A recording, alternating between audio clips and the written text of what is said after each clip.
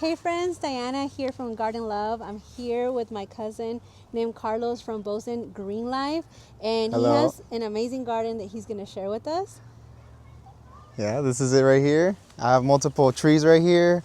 I have this Asian pear. I mean, right now it's dormant. I gotta cut off this is part of the rootstock that you need to cut off right here. If you let this grow, it's just gonna give you like a unknown like variety that may not be so good. This is just for the rootstock, so all of this you gotta cut off and let these grow. Yeah. And you guys remember, if you guys saw my last video, I talked about removing the suckers right now that it's spring. That is a sucker, so you're going to want to remove those. All of these right here. These are gonna do no good. Some people let these grow out and then they end up wondering why their fruit tastes so bad. Yes. And you want to keep the varieties that they grafted on top and get the fruit from there. Yes. Yeah.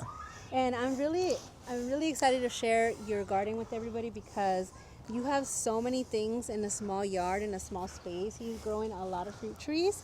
You have green beans, you have nopales, you have chilies. I mean, a lot. Tomatoes. And he loves growing dragon fruits. Dragon fruits too. He's going to show us his dragon fruits. So let's continue so he can give us a little tour. What do you have over here now? So this one is a cherry tree. The thing about this is some cherry varieties need a lot of chill hours. And I do have a grafted variety that doesn't do so good in my zone. So what I'm thinking, I'm just gonna let it fruit, but if I see that it's not giving me fruit, I'm just gonna cut this off and let these two other varieties grow on there. Nice. And that's what I'm gonna be doing for this cherry tree. So they're still a little young, but a couple more years, I'll be getting a lot of fruit from them. I noticed that you top them off. That's to maintain the size of it? Yeah, it's just to maintain like the size. You want to get like an umbrella instead of like just letting one grow straight up. Yeah, nice. that's the way I like, because I like to have my fruit reachable, where you could just grab it. You don't have to like climb a ladder. Exactly. And yeah.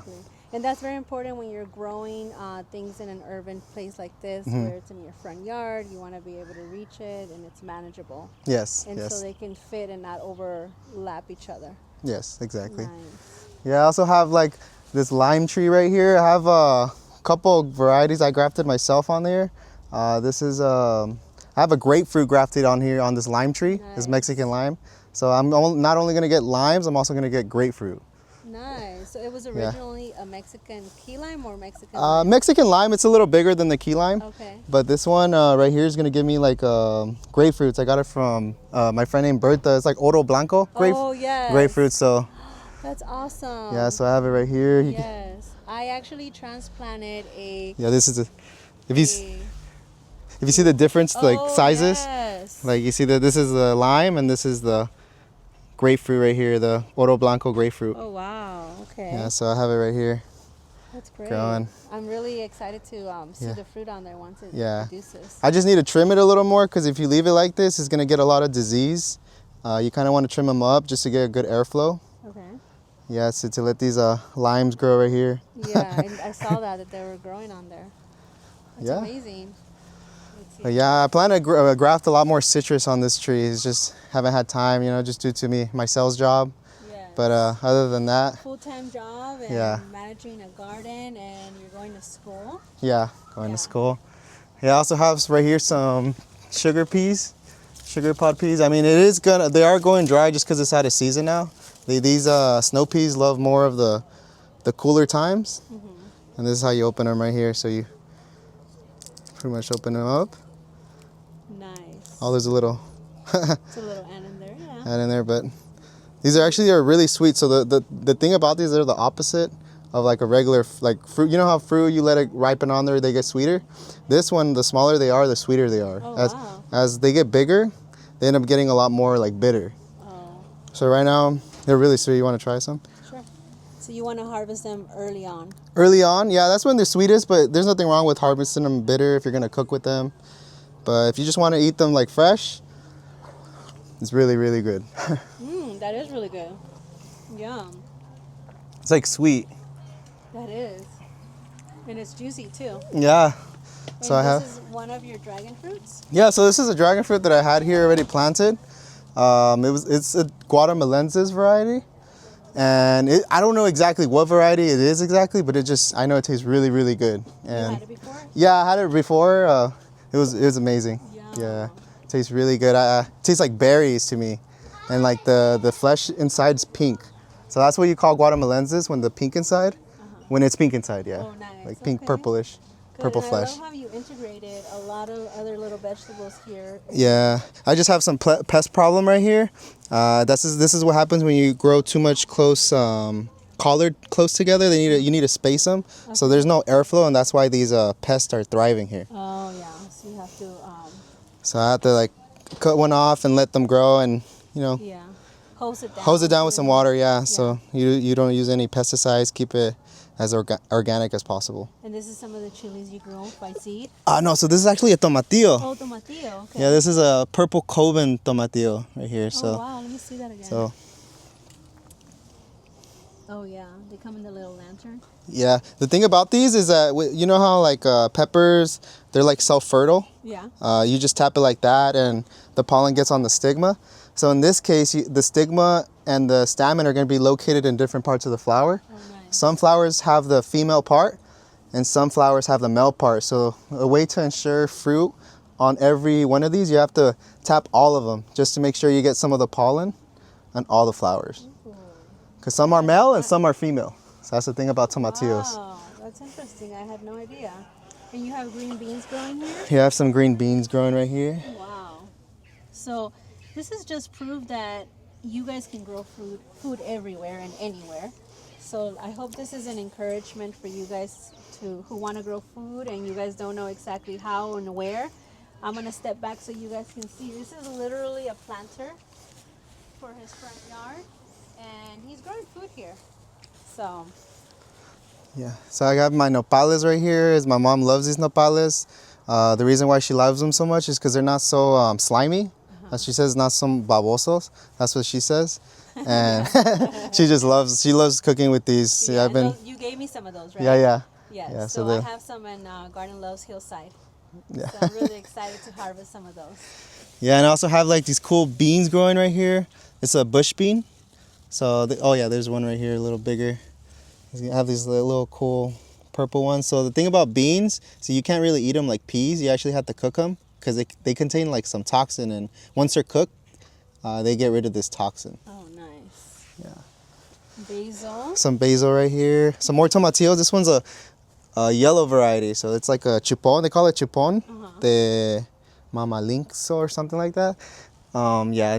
They're really good tomatillos. I have never gotten tomatillos, so it looks like this year I'm gonna get lucky and get some from this variety. I love it. Yeah. You're doing so good in such a small space and you're growing so much. Yeah. Notice you have lemongrass right here. Yeah, lemongrass. Yeah. My mom just loves making teas with those lemongrass, so gotta fix it up though. Yes. And I saw that in your backyard you have other fruit. Should we go back? Yeah, we should go. Yeah, so now we're here in my backyard. All right, guys, we are in his backyard. He has a little mini greenhouse where he grows a lot of things from seeds. Yeah. He's actually given me a few things that I'm really excited about. But he has so much things going on back here, and he's going to walk us through it. Yeah, totally.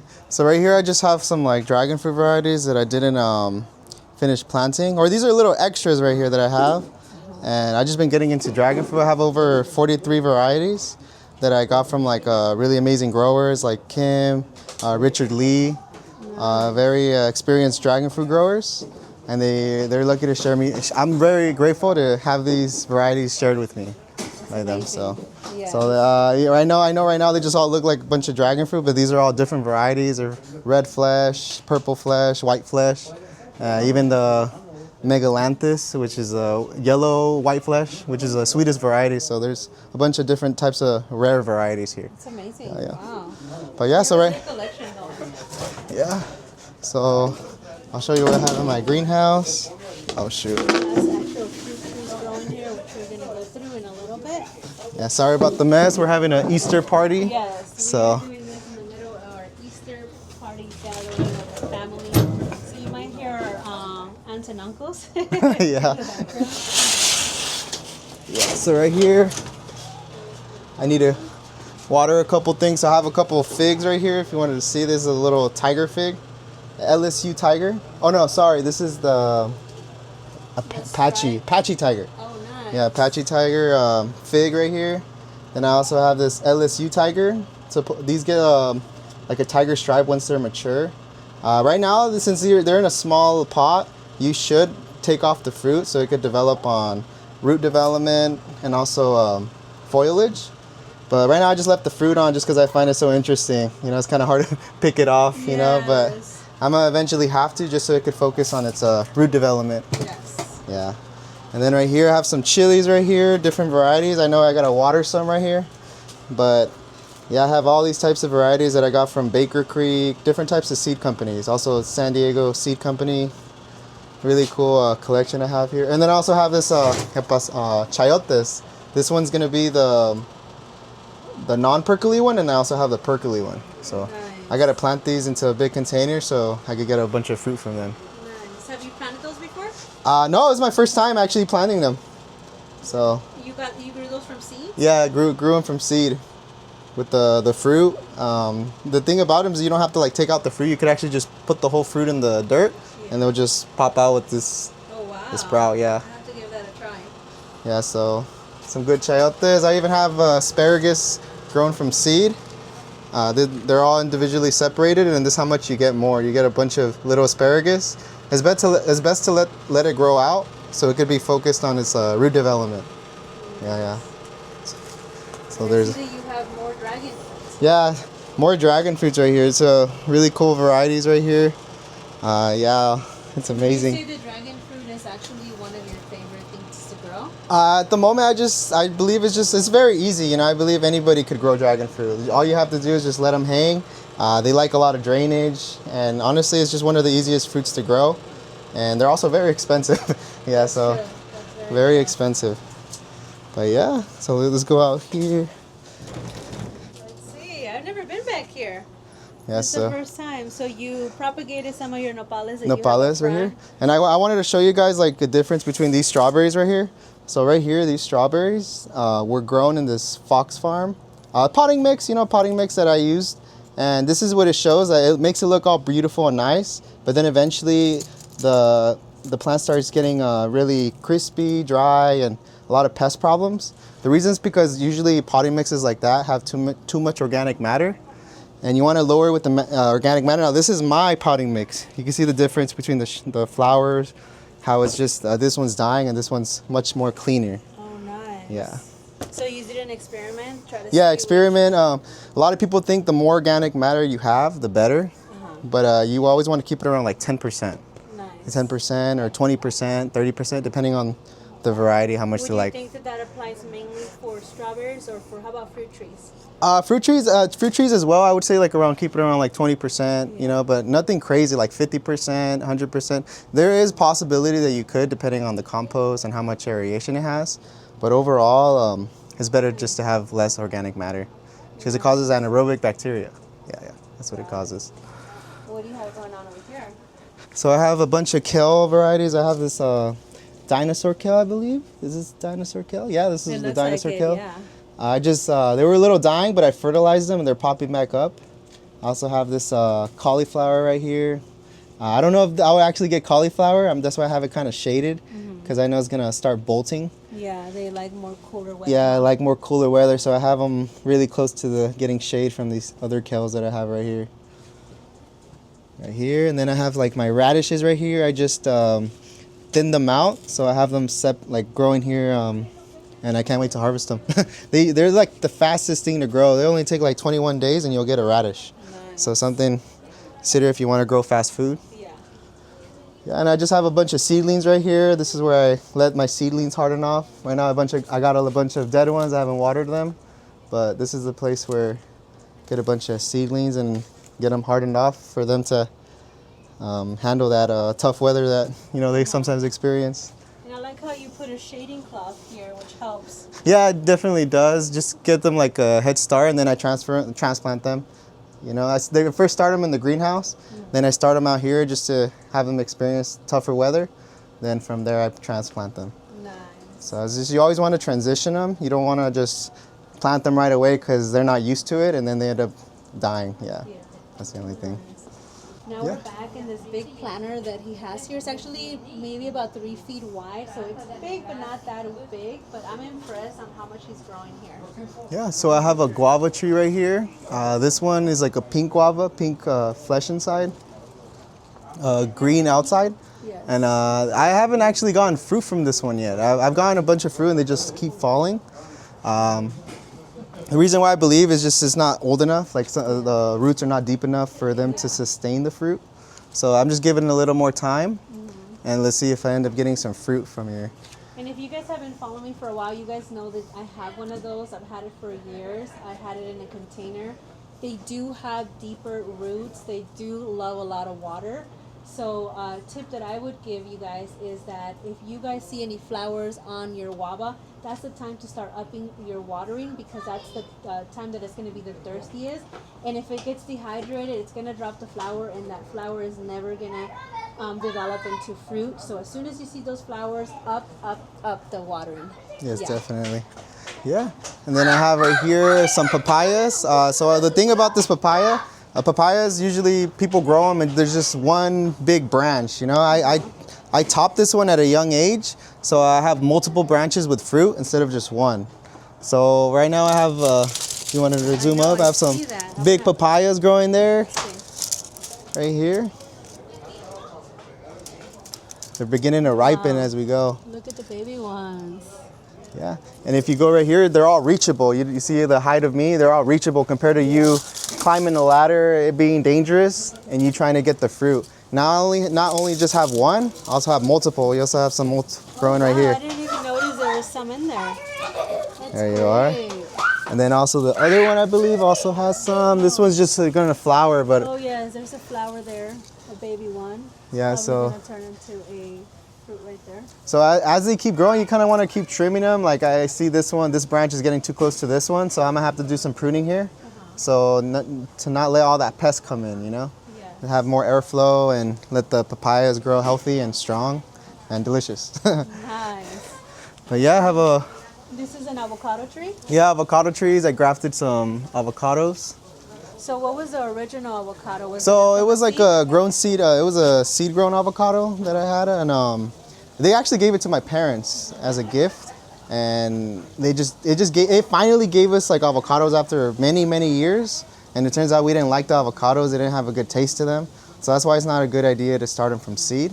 But if you do start them from seed, you could graft the desirable variety on there. Yes. So that's something to Which consider is what about. you did. Did yeah. you do one variety or? I did multiple varieties. So the thing about it is I did it at the wrong time. This is what happens. They're a little dying right now, but it doesn't mean you should give up. You know, you keep grafting, and eventually you're gonna get your varieties that you want. Yes, that's Yeah. actually a technique that I haven't really practiced that I want to get better at. Yeah, exactly. So I believe that there was a lot of cold. We experienced a lot of cold right here, and that's the reason why these dried out, because it's just not the right time. The best time to graft is the right time, the right season. Yeah. And it's just when it's actively growing. That's the best time you want to graft. Right now would be the best time. Yeah, temperatures over like 75, 80 degrees. That's Yeah. a good. For avocado, yeah. Yeah. And then you have some pomegranate. Pomegranates. I even have this artichoke right here. Yeah. Artichoke. I have some tomatoes growing on here. I have this one right here growing this, so like a Thorburn terracotta tomato right here. So a bunch of tomatoes right here. And the thing about these, you want to, for indeterminate varieties, you only want to have like 3 suckers. And for determinate varieties, you just want to get rid of this bottom growth and let it just grow out as much as you can. Because the more you cut the determinate varieties, the less fruit you'll get. Because that's all it's going to grow to a determinate growth. Yeah. Nice. Yeah. And I have to switch the camera for this. Oh, were you going to show me that? Yeah, let's look at that.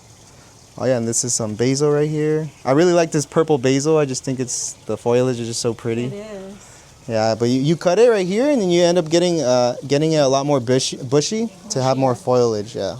Nice. And what is these? What are these? So these are asparagus right here.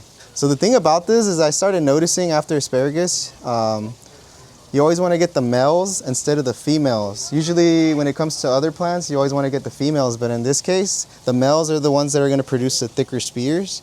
After realizing letting them grow out and fern, they started seeding and that's the reason why I know these are female. So after a couple of years, you start noticing that they get a little skinnier, and it's just because you always want to get males. So that's the thing about it's better to grow them from seed. Nice. And you have another dragon fruit right here. Dragon fruit, yeah. So this one I got it from Kim. She gave me this dragon fruit as a gift. She said she never actually. This is like a Asunta variety, a Asunta seedling, and she said she got in the flower, but it just never like bloomed fully, so it never really got a chance to fruit. So I'm kind of curious to see what I'd get with this one. Yeah. And for the last tree, wait. Oh yeah, The last Lowquat. tree, you guys know that I'm obsessed with Lowquats. I love Lowquats, and I noticed that it had some fruit. I already tasted one of them. They're sweet. It does need a few more days of warm temperatures for them to sweeten some more. But tell me a little bit about your Lowquat. So the Lowquat, so I actually have a variety grafted on here too. I got it from like a friend, like a neighbor very close by. I saw his tree and I talked to him, and he had Lowquats like that were like around this big. Oh my god. So I was just so curious on maybe like crossing that Lowquat with this one and see what I'd come up with. So I actually planted a few Lowquats that I want to find. They're seedlings. They were gifted to me, and I know they're seedlings, and I have to graft something to them. So if you can get any more of those cuttings, then maybe you can come and we can do an episode on grafting. You can teach us how to graft. And you guys know I love Lowquats. We can graft a Lowquat together, and because I already planted a few on the ground. Yeah. And 2 of them are not specific varieties. So yes. Now I'm going to show you guys a little bit more of what the tree looks like. It's actually, look at that. Got a bunch right here. They just pop out very easily. Now I just see a bunch of squirrels eating them right here, but I don't get too mad. You know, there's a lot of Lowquats for me to share. Yeah, so I always like sharing with nature. And funny thing is, you share with nature, and nature shares back with you, because these squirrels, even though they're eating my Lowquats, they planted this peanut for me. So now I have peanuts because of squirrels. Yeah. Really? Yeah. I'll show you that peanut. I believe it's over here, just so you guys can see. Ah, where did they go? Oh yeah, it's hiding right here. This little peanut right here is.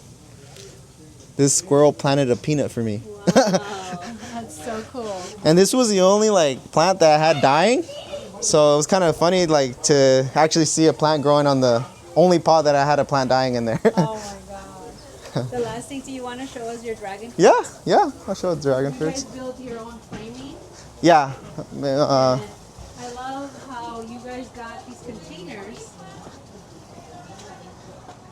Yeah, so right now I'm in the middle of planting a new one right now. I just need to make my own soil, and then I plant. I'm gonna plant 4 different varieties on here. A lot of people like planting one variety, but since I have too many dragon fruit varieties, I got a little crazy on it.